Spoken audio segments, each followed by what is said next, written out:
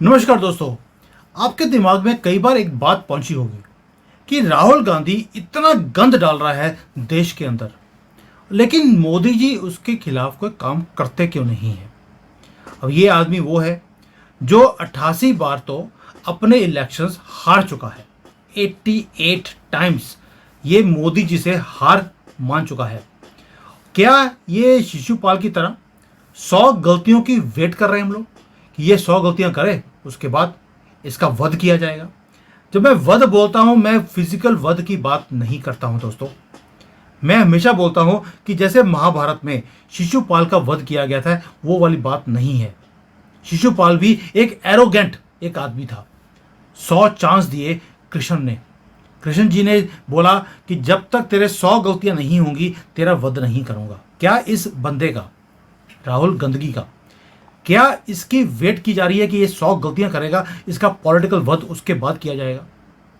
क्या जो कृष्ण जी ने एक डिवाइन पेशेंस हमें दिखाई, 100 गलतियां तक उसको छोड़ा, कुछ नहीं कहा उसको, और जब उसने 100वीं गलती करी, इंसल्ट करी कृष्ण जी की, उसका गला काट दिया गया और डिवाइन जस्टिस दिलाई गई उसके पापों की। और ऐसा लगता है कि आज की डेट में यही चीज हमारे यहां पर भारत में भी होती जा रही है। हम विटनेस कर रहे हैं पॉलिटिकल पैरेलल टू शिशुपाल। और आज के टाइम पर यह शिशुपाल नहीं है, यह राहुल गांधी है, जिसको मैं राहुल गंदगी बोलता हूं। उसके एक प्रिविलेज्ड एक राजकुमार है इस देश का, कुछ भी बोल दे, कुछ भी कर दे, देश को डिवाइड करने के लिए इंटरनेशनल ताकतों के साथ हाथ जोड़ ले। वो एक के बाद एक वो गलतियां करता जा रहा है, बड़े वाली। और ऐसा लगता है कि पूरा सिस्टम उसको बचा के रख रहा है और उसके ऊपर कोई कर्मा की कोई चीज उसे टच ही नहीं करती।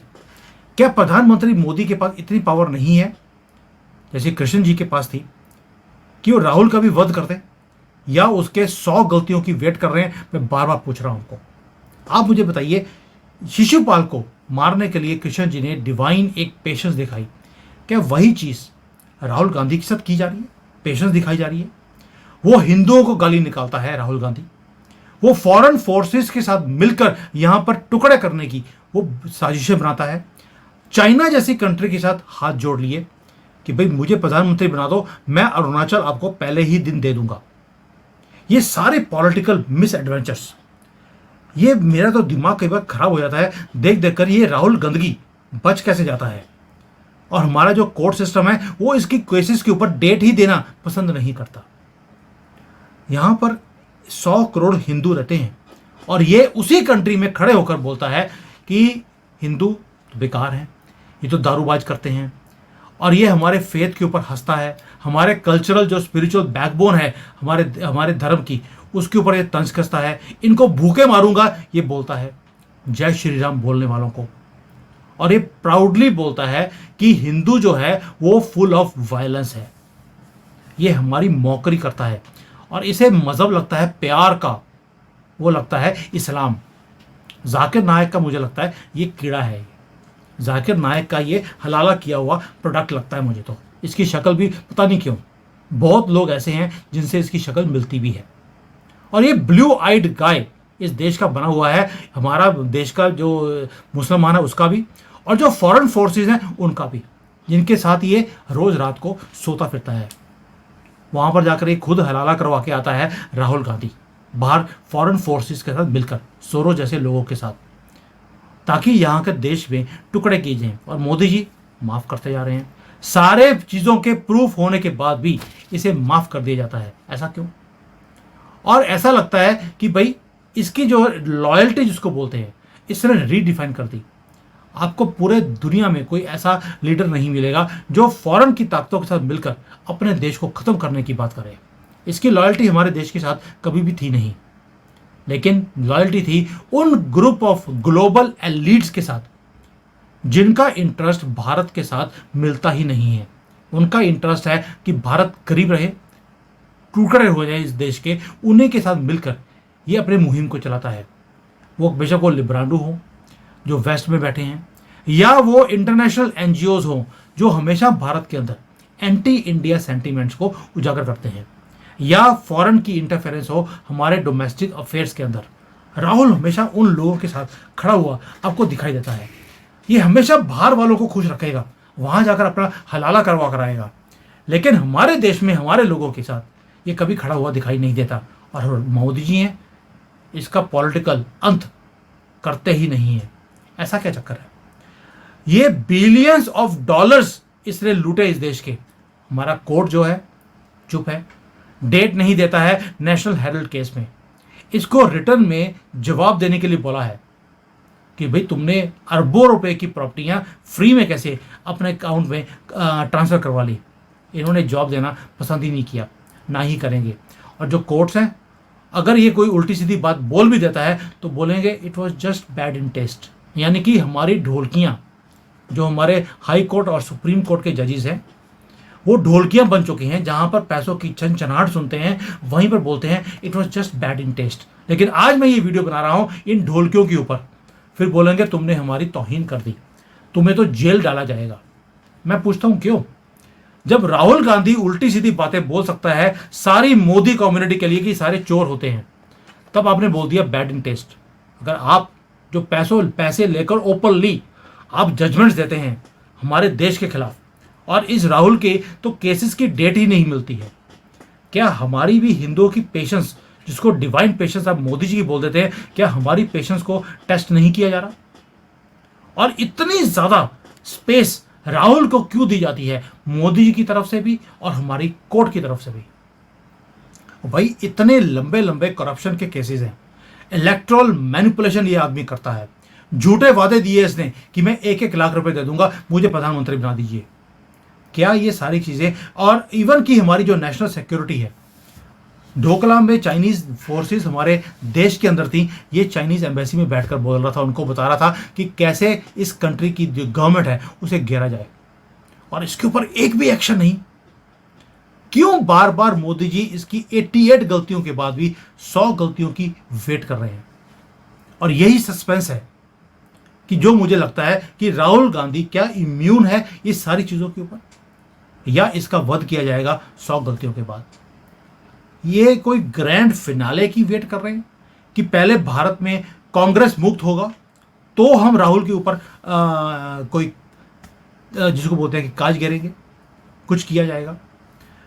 यानी कि अगर ऐसी बात है तो राहुल गांधी कभी भी इरेलीवेंट नहीं बनेगा। 99 सीटें हैं लोकसभा में और उसकी पॉपुलैरिटी बढ़ती जा रही है। हरियाणा में 40% सीटें 40% वोटिंग हुई है इसके फेवर में, और बीजेपी के फेवर में 39 थी। यानी कि उसका वोट परसेंटेज बढ़ता जा रहा है, वो कभी भी इरेलीवेंट नहीं होगा। तो आप किस चीज़ की वेट कर रहे हैं? मोदी जी, आपके पास पूर्ण बहुमत था 2 टर्म्स में, आप इसे डिफीट कर सकते थे, लेकिन आपने नहीं किया। आपको लगा शायद पॉलिटिकल फायदा हो रहा है आपको, क्योंकि जहां पर ये खड़ा होता था वहां पर आप जीत जाते थे, जहां पर भी इस बंदे ने अपना मुंह खोला। लेकिन आज मैं पूछता हूं Modi ji, isn't it enough is enough? क्या ये एक मजाक नहीं हो रहा है हमारे जैसे लोगों के साथ? इसके कंसिस्टेंट फेलियर्स, इसका जो है पूरा ट्रैक रिकॉर्ड भारत के खिलाफ है, लेकिन इसके ऊपर आपने कुछ नहीं किया। क्या इसलिए बिकॉज जो लुटियन मीडिया है वो सारा टाइम इसको एक फ्यूचर प्रधानमंत्री दिखाती है, और आपको लगता है कि दुनिया में आपके ऊपर तंज कैसा जाएगा कि आपने डेमोक्रेसी की हत्या कर दी? क्या इसलिए इसको छोड़ा जा रहा है भाई? या इसलिए क्योंकि ये भारत की सबसे पुरानी जो डायनेस्टिक फैमिली है उसका ये आखिरी युवराज है, इसलिए आप इसके ऊपर कुछ नहीं करते क्योंकि आपको लगता है कि इनकॉम्पिटेंट है, इसको अगर ऐसे छोड़ दिया जाए तो हमें पॉलिटिकल बेनिफिट मिल जाएगा? इतने मिसस्टेप्स अगर कांग्रेस की पार्टी की तरफ से हैं तो हमें भी इसका जवाब अब देना पड़ेगा। ये इरेलीवेंट नहीं बनेगा। इन्होंने गांधी नाम रखकर पीछे अपनी रेलिवेंस हमेशा के लिए बनाकर रख ली। और मैं बार बार बोलता हूं मोदी जी, आप इतने स्ट्रांग लीडर हैं दुनिया में, इनकी नदी जो शिप है वो तो ऑलरेडी सिंक हो रही है, तो इसलिए बेटर ये है, शिप सिंक हो रही है, युवराज को भी सिंक करवा दीजिए। और यही चीज़ है, बार बार बोलता हूं मैं आपको कि जो आपकी ये साइलेंस है आज की डेट में, ये आप कृष्ण वाली पेशेंस दिखा रहे हैं या राम वाला, पुरुषोत्तम राम का जो एक आपका एक वो है कि मैं तो पुरुषोत्तम राम हूं। हमें पुरुषोत्तम राम नहीं चाहिए, हमें राम चाहिए जो वध करे राक्षसों का। और तभी मैं बोल रहा हूं मोदी जी, मुझे मालूम है आप करेंगे, टाइमिंग भी आप लेंगे, जगह भी आप ढूंढेंगे इस राक्षस का वध करने का। I have full confidence on you. लेकिन जो आपकी साइलेंस है ये राहुल के नेवर एंडिंग ब्लंडर्स के ऊपर, वो डेफनिंग है। सारा हिंदू, सारा सनातनी आपसे बोल रहा है बार बार कि इलेक्शंस के अंदर जो बार बार ये काम करता है, ये हमारे पूरे कंट्री को डिवाइड कर देगा ये आदमी। और आप वेट कर रहे हैं कि आदमी अपनी कब्र ये खुद खोदे।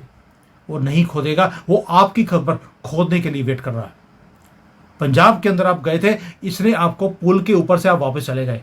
ये आपका मास्टर स्ट्रोक था।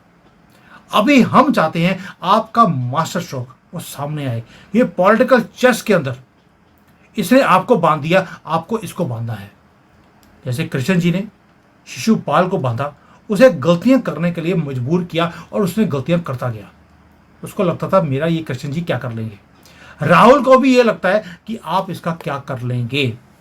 और यही टाइम है जब इसका पॉलिटिकल बिहेडिंग करना बहुत ही ज़्यादा ज़रूरी हो गया है।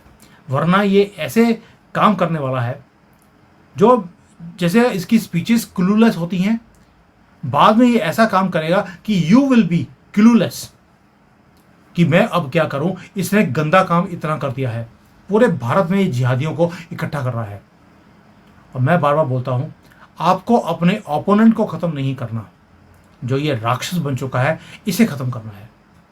और इसका एंगल एक ही है, वो ये है, मैं जो सोचता हूँ आपके लिए, कि आपकी जो ये साइलेंस है इसके पीछे शायद हो सकता है कि बहुत डीप पॉलिटिकल स्ट्रेटजी भी हो। हमें पॉलिटिक्स के बारे में इतनी समझ नहीं है जितनी आपकी है, क्योंकि आपको लगता है, मुझे ऐसा लगता है कि जितना लंबा राहुल गांधी कांग्रेस का फेस रहेगा उतना ऑपोजिशन वीक रहेगी। मुझे लगता है, हो सकता है इसीलिए आपको लगता है कि जब तक राहुल गांधी है आपकी विक्ट्री वो कंफर्म्ड है। पॉलिटिकल विक्ट्री तो आपकी कंफर्म हो गई दोस्तों मोदी जी की। क्या ये देश को तोड़ने वाला काम जो कर रहा है उसको कैसे बचाएंगे मोदी जी। और ये आदमी हर रोज जब भी कोई इलेक्शंस होते हैं उससे पहले और उसके बाद ये बाहर जाता है, देश के बाहर। वहां जाकर जो ताकतें हैं हमारे देश की, जो जड़ों को खोखला करना चाहती हैं, यहाँ पर आग लगाना चाहती हैं, ये उनको मिलकर आता है और वापस आकर ये नई टूल किट को ये शुरू करता है। बीजेपी को इसका पॉलिटिकल फायदा हो रहा है, ये मैं मान सकता हूँ। What about the country. BJP के लिए और आरएसएस के लिए हमेशा ही कंट्री फर्स्ट थी, पार्टी और पीपल वर द लास्ट। लेकिन आज राहुल गांधी को आगे कर जैसे कि मुसलमान करते हैं, अपनी लेडीज को आगे खड़ा करते हैं, खुद पीछे बुरके में छुप कर वो वार करते हैं। क्या बीजेपी ने वही काम करना शुरू कर दिया? राहुल गांधी को सामने खड़ा कर वो दिखाते हैं लोगों को कि ये देखिए ये है राहुल, और इसके ऊपर तंज कसा जाता है कि ये राहुल है, ये इनका युवराज है, ये इनका लीडर है। और उसके चक्कर में हम इलेक्शन जीते जा रहे हैं। लेकिन ये कंट्री टूट जाएगा अगर राहुल गांधी ऐसे ही जिंदा रहा। ना करप्शन के ऊपर कुछ हुआ, ना जुडिशरी के ऊपर हमारा कोई विश्वास रहा है। और इसका पॉलिटिकल एंड अब जरूरी है। I think the time has come. We know इसका पॉलिटिकल कैरियर खत्म होगा। क्वेश्चन ये नहीं है खत्म होगा, क्वेश्चन है कब खत्म होगा। और जिस दिन ये होगा, हमारे जैसे नेशनलिस्ट लोग, हमारे अंदर जो सेटिस्फैक्शन मिलेगी, मैं उसको बयान नहीं कर सकता हूं आज की डेट में कि वो पॉलिटिकल सेटिस्फैक्शन हमारे अंदर क्या होगी। वो ऐसे लगेगा जैसे वो तीर रावण की धुन्नी में हमने ही मारा हो। और उस दिन की वेट मैं भी करूंगा। और मैं उम्मीद करता हूं मोदी जी कि आपने एक सीन दिखाया हमें इस दशहरे के ऊपर कि अब मैं छोड़ने वाला नहीं हूं इन सब लोगों को, मैं तीर चलाऊंगा। ये पहले मैंने कभी नहीं देखा वो करते हुए, लेकिन इस दशहरे पर मैंने ये देखा है। आप और मुर्मू जी दोनों थे वहां पर दशहरा के मेले में। This was a scene for me to see. और आपने तीर चलाकर दिखाया कि अब मैं अपने दुश्मनों को मैं एक एक कर उनका वध करूंगा। एंड आई एम वेटिंग कि इस देश का सबसे बड़ा रावण जो आज की डेट में राहुल गांधी बन चुका है, इसका वध आप कितनी जल्दी करेंगे। और वो दिन बेसब्री से मेरा इंतज़ार रहेगा।